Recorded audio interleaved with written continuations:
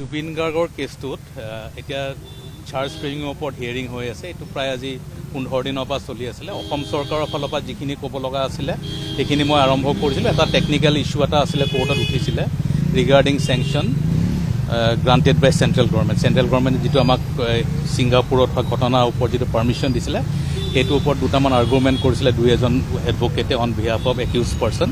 চ' সেই কাউণ্টাৰটো মই আজি অসম চৰকাৰৰ হৈ পেলাই দিছোঁ যে আমাৰ চেংচন লোৱাত কোনো ধৰণৰ ত্ৰুটি হোৱা নাছিলে আৰু কোৰ্টক আমি আমাৰ যুক্তিখিনি দিছোঁ। এতিয়া কোৰ্টে তাৰ ওপৰত উচিত বিচাৰ কৰিব।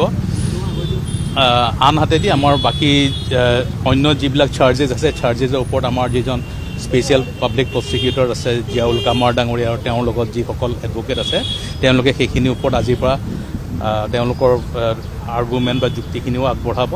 মই ভাবোঁ যে আমাক 6-7 দিন লাগিব। অসম চৰকাৰ যিহেতু কেছটো খুব ছিৰিয়াছলি লৈছে, চ' এই কেছটোত আমি কোনো ধৰণৰ যাতে গাফিলতি নহয়, ত' আমি সকলো পইণ্ট কাভাৰ কৰি পেলাই আমাৰ আৰ্গুমেণ্টছখিনি কমপ্লিট কৰিম।